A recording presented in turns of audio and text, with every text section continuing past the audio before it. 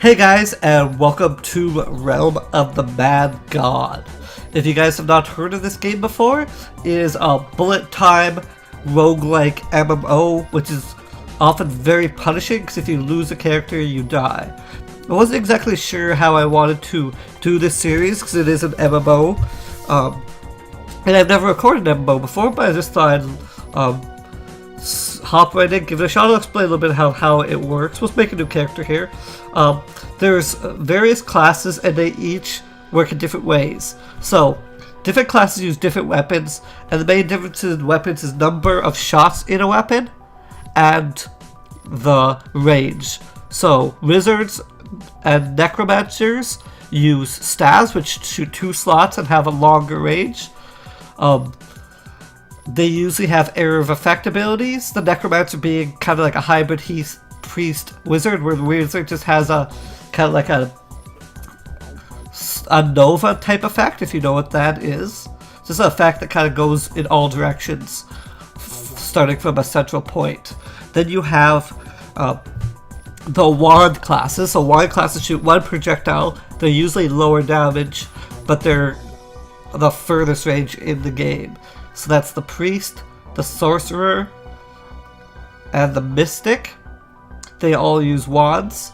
Priests heal, sorcerers do damage to multiple sources through the use of scepters, chain lightning as you see, and mystics are kind of a different class. They can kind of put enemies in stasis and allow you to focus down other enemies.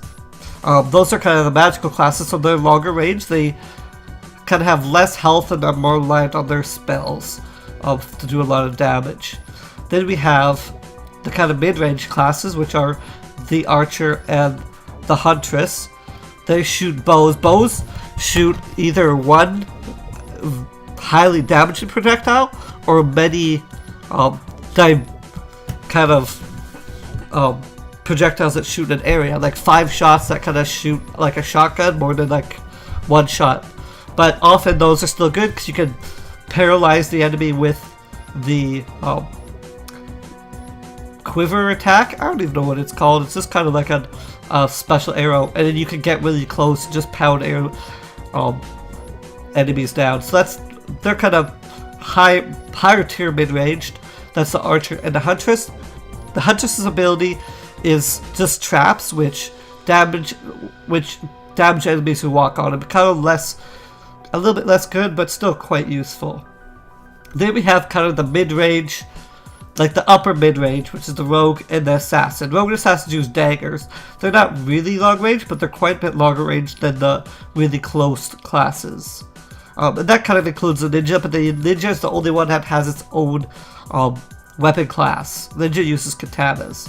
So rogues are really interesting because they can go totally invisible, and enemies can attack you when you're invisible. Assassins throw an area of effect poison that damages enemies over time, and the ninja throws a shuriken, very similar to the archer's attack.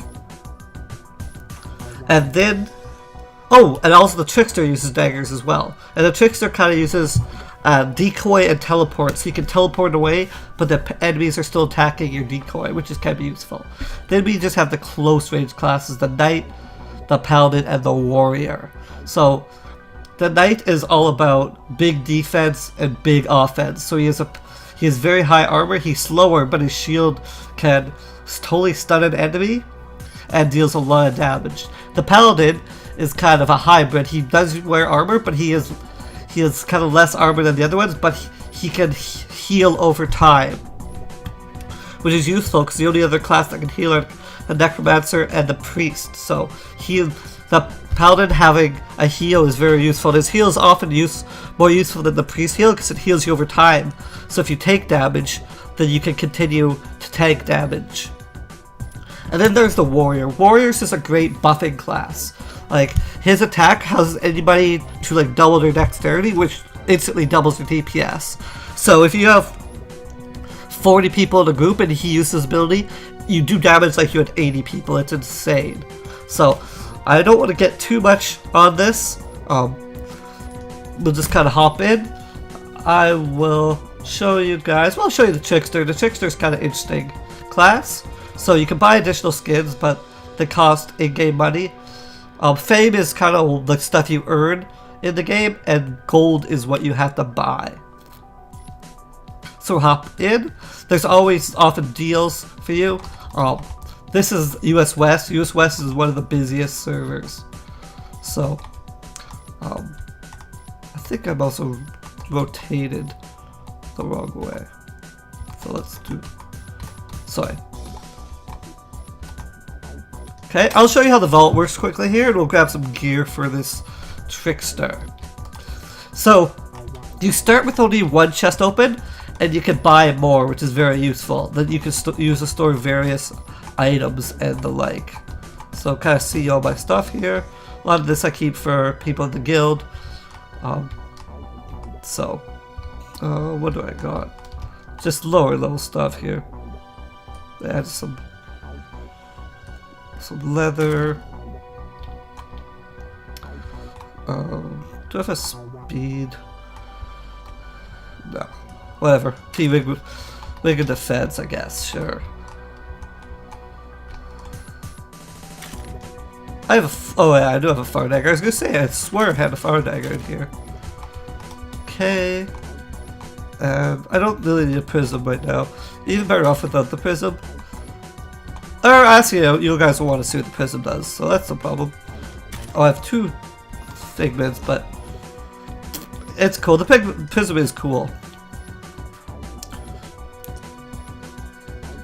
So, also for a limited time only, they also have the Alchemist here. So, you can go through the daily quest portal, and you can see this is not usually here, and it's kind of neat. So you can get certain things, like he needs a golden sword. So what you often do, you go to your bag. Let's see if you have a golden sword anywhere. Doesn't look like I do. Oh, I do! Okay, so you take your gold sword, and then you walk back over there and give it up, then you get a bonus item.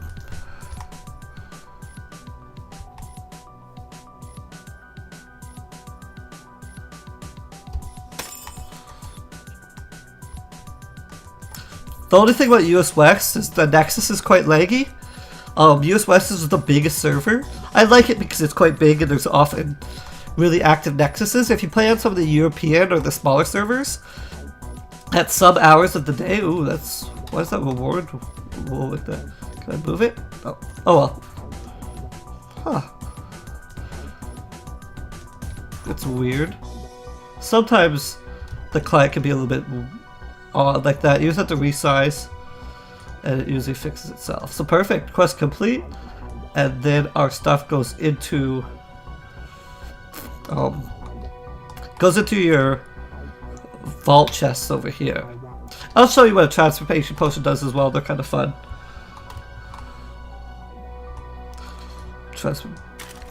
So I have a whole bunch of these transformation potions. I haven't really been using them that much. So see if I can find a gold bow. It's kind of what I wanted, the teardrop potions more than the item, but so this is the kind of main part of the game. You pick these are kind of like the areas, and you can enter them, and this is kind of where you do your stuff. But I'll just quickly use a potion. So turned me into I don't know even what to call this. Not sure, I've never seen this, but you can still fight as it. It's kind of just a cosmetic thing. It's kind of interesting, but not overly powerful. So the enemies drop items which you can use to level up. There's some neat things. Oh shoot, I just killed a slime. I was just gonna say, there's some neat things in the game. If you don't kill certain enemies, like cubes, you are considered the friend of the cubes. And let's drink another one. We are now a snail. I'm not sure if our speed is decreased as a snail. Probably not. Oh no, sorry, that thing around the head just means we're transformed. So it's kind of an interesting thing. Then I'll show you here how Trickster works. So if we're walking in this direction, with Trickster behind us, that thing will continue walking in the direction that we left it, and enemies will attack us. If we're not moving, nope, we don't have enough mana. We have really low mana now because we're level 2, but if we're not moving and we teleport, it will just kind of move in a random direction. The longer ones stay longer, but these are kind of just the short ones. So there's kind of enemies to complete, like that one was quest. There's kind of quick ways and slow ways to level up. So, also we have quite high tier gear, or higher tier gear for level 1. Because I had stuff in my bag from fighting in the Godlands, so. Nope. Got that. So roads you can travel faster on, so it's often advised to travel on roads. And then just find whatever enemies suit your fancy. The travel speed on road can be good because at low levels your speed's not that high, so I'll just continue on the road. If they're going to that Hobbit's Mage, I'll teleport to them. Yeah. I'll get another quest. See, like there's a guy there. There's another Hobbit Mage here. Kill. And one thing you can use the Trickster ability for is just teleporting, just to get you kind of to move quicker. Useful in that way. Not an elf wizard. Oh, it's that elf wizard way over there. You can, if you ever see people on the map, you can always teleport straight to them, which is quite useful.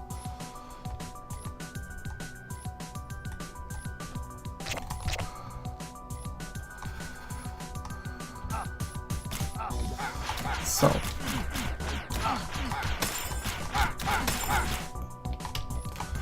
But I'm gonna level up this character a bit here, guys. So I hope you enjoyed this kind of introduction to Realm of the Bad Gods. We'll be back for another one here shortly. Thanks, guys. Later.